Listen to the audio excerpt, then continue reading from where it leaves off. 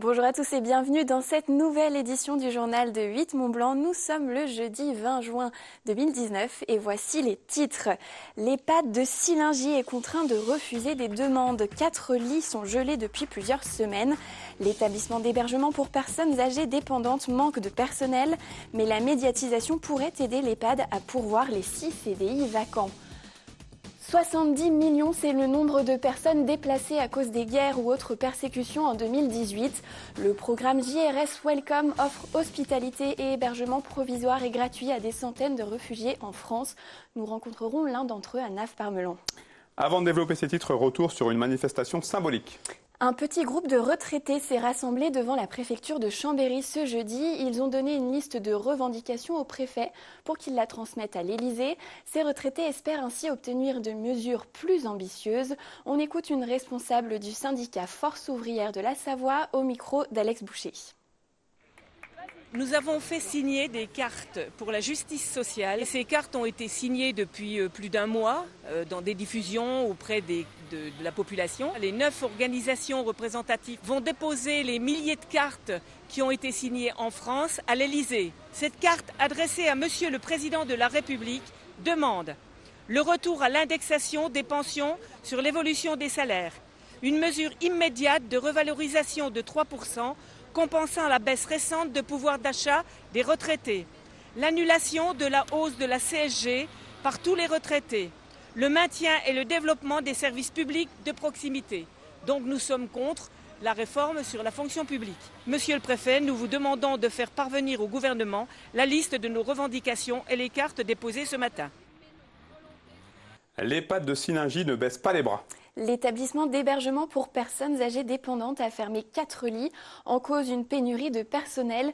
Une décision difficile à prendre mais nécessaire pour assurer les soins et le suivi de tous les résidents.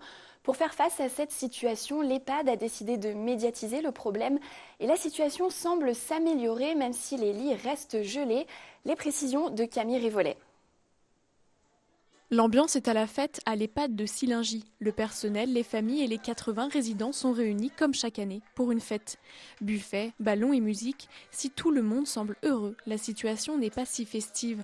À l'intérieur, 4 chambres sont fermées depuis mi-avril, faute de personnel. 6 postes en CDI sont toujours à pourvoir. On l'explique par plusieurs choses. Aujourd'hui, le département de la Haute-Savoie est un département très attractif.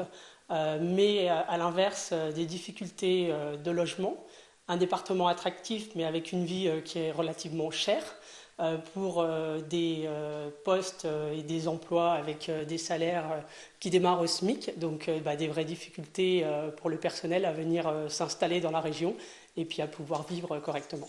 La situation critique de l'établissement a été fortement médiatisée ces dernières semaines par les radios, télé ou journaux. Une visibilité qui a entraîné une hausse importante des candidatures. Aujourd'hui, on n'est plus dans une zone absolument rouge et en grand danger, mais on a un petit peu plus de souplesse et on voit l'été avec un peu plus de sérénité. Et on envisage de faire rentrer au compte-gouttes aussi de nouveaux résidents. Donc on est sorti de cette zone effectivement, on va dire dramatique grâce à cette médiatisation, mais pour malheureusement c'est quelques semaines ou quelques mois, parce qu'on sait que les solutions pérennes aujourd'hui ne sont pas mises en place. Voilà, il faut que l'État, que les collectivités, que les pouvoirs publics principaux, qui sont, je le rappelle, le département et l'État, décident d'investir et de mettre les moyens qu'il faut pour que les établissements puissent fonctionner correctement. S'ils ne le font pas, la situation, elle n'a aucune raison d'évoluer favorablement dans les semaines ou les mois à venir. Une vingtaine de personnes restent toujours en liste d'attente, 6 en situation urgente. Le combat continue donc, mais toujours avec le sourire et la bonne humeur. Le personnel de l'EHPAD, bien que fatigué, ne désespère pas. Par moments, oui, très dur, aussi bien physiquement ou psychologiquement. Ouais. Puis on a la fatigue, on fait des heures. Des fois le matin, on n'a pas de pause parce qu'il manque du personnel. Donc c'est des longues journées, des journées de 10 heures. Les résidents ont besoin de nous. Je veux dire, si on n'est pas là, que deviennent les résidents, quoi. Puis nous, on a besoin d'eux aussi parce qu'ils nous ramènent beaucoup de choses aussi. Malgré la situation encore précaire, les personnes âgées, heureuses, passent un agréable moment sous les regards bienveillants des soignants, comme toujours dévoués à leurs aînés. 80 ballons s'envolent dans le ciel. Sur chaque, il y a le nom d'un résident. Dans l'actualité également, le maire de Chamonix a décidé de porter plainte. Nous vous parlions hier de cet atterrissage sauvage sur les pentes du Mont Blanc. Éric Fournier porte donc plainte pour infraction caractérisée au Code de l'environnement et à la législation attachée aux sites classés. Selon la mairie, cette infraction met en évidence la nécessité d'actualiser le dispositif juridique et réglementaire attaché à la zone pour éviter ce type d'atteinte au massif. La Haute-Savoie ne manquera plus de granulats. Ces sables et graviers entrant dans la composition des mortiers et autres bétons sont indispensables pour la filière de la construction.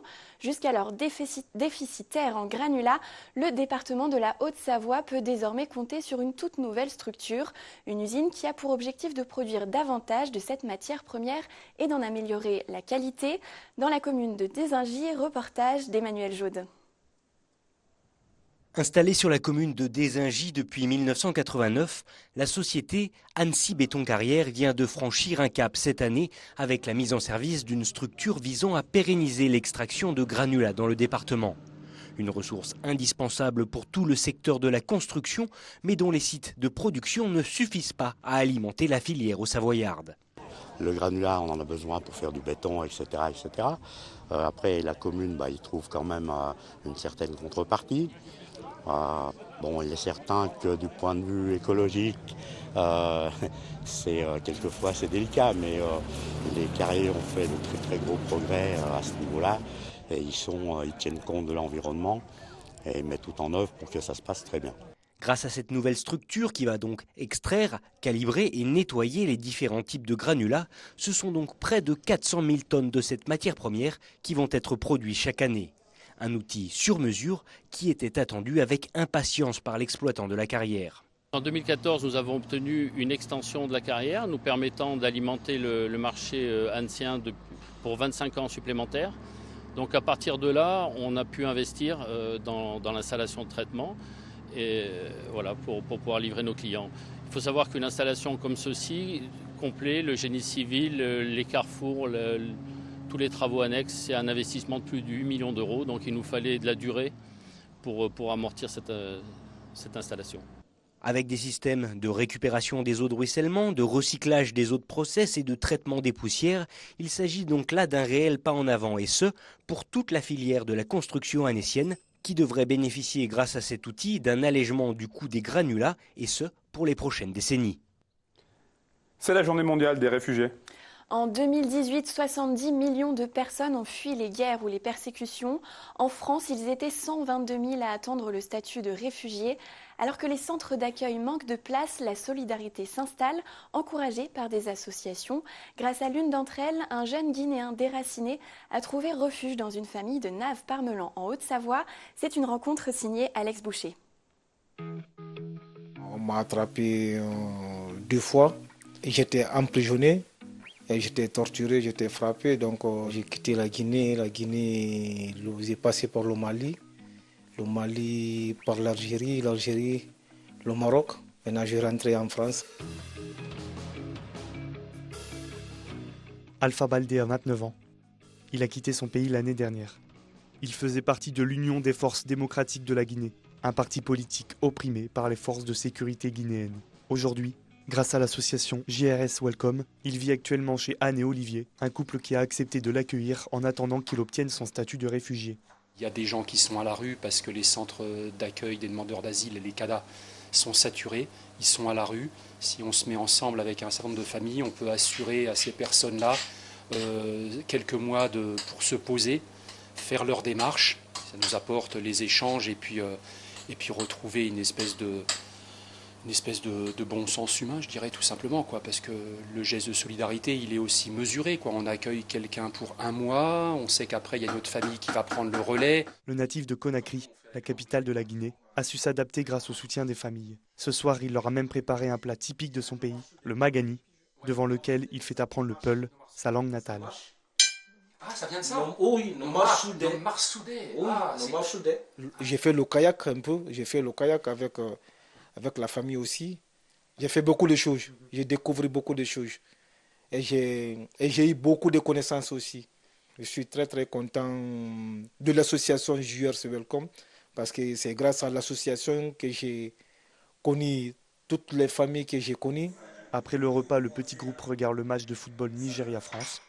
Le Konakrika ne va pas tarder après la rencontre, car le lendemain, il fait du bénévolat.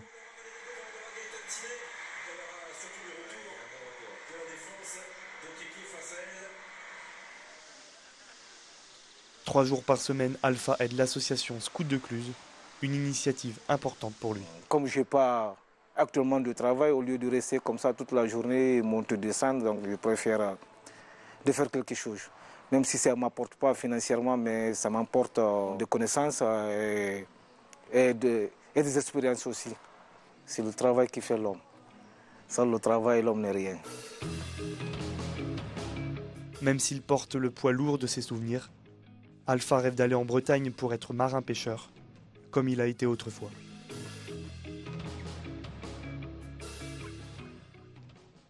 Et c'est la fin de cette édition. Merci de l'avoir suivi. Merci à l'équipe qui a participé à la préparation de ce journal. Restez avec Sébastien pour terminer l'émission et passez une belle soirée. À demain.